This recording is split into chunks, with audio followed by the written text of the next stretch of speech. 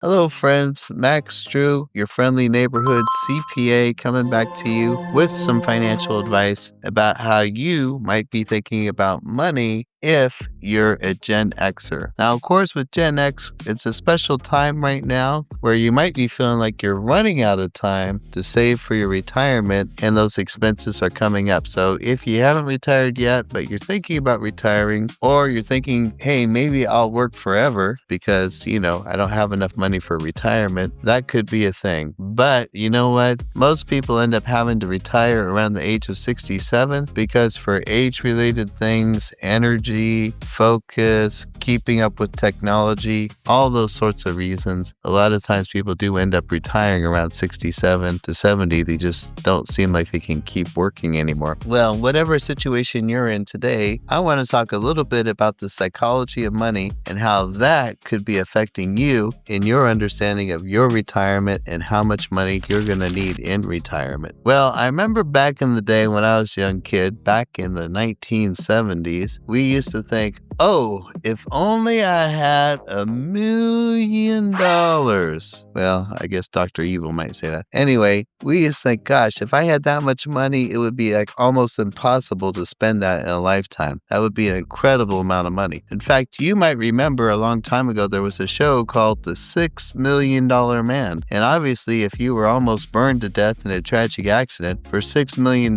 they can build you into a superhuman. So $1 million seemed like a lot of money back then. Well, when we're young, we learned that 2 plus 2 equals 4, and it always stays 2 plus 2 equals 4. We also learned that for 25 cents or 15 cents, we can buy something. Well, have you noticed recently money's changed? Think about the penny. Yes, the outlawed penny. Well, pretty soon we're not even going to be able to use pennies, but back in the day, I remember I could buy a piece of gum with a penny. I put it in the candy machine and turn the knob and you get these little chiclet type of thing out. Well, the days of the penny candy store of the Wild West, you used to be able to get a large piece of candy. In fact, when we talk about candy, let's talk about chocolate and chocolate bars. Believe it or not, from about 1930 to about 1970, the price of chocolate stayed the same. For about 5 cents, you can get a chocolate bar, but what we did see was the size of the chocolate bar and the amount got smaller. That's called shrinkflation. But starting in the 1970s, the price of the chocolate bars went up and up and up. It's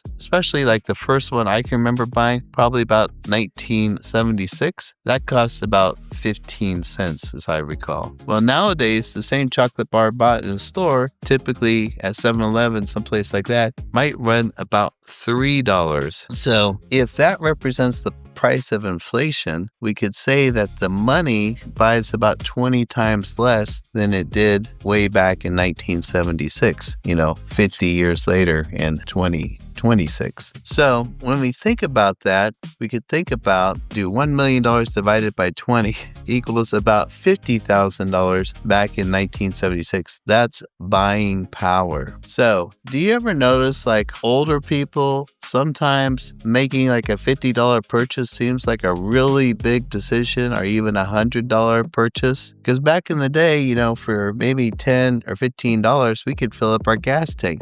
Nowadays, it might cost $100 to fill up our gas tank. So emotionally and psychologically, the prices that we grew up with as kids still stick with us. And sometimes we think that money should be worth that. We haven't necessarily updated our database. 2 plus 2 still equals 4, but $5 doesn't necessarily equal a tank full of gas, if you know what I'm saying. So why does that matter? Well, first of all, we might want to think about what kind of life we can have in retirement and how much the money will buy us. Now, if you're still thinking that $1 million, you'd be set for the rest of your life like you were in the 1970s, I don't know. If you had $1 million in the 1970s, you could feel like you could be kind of free with your money. Nowadays, you might feel like if you're careful with your money, you could retire on $1 million.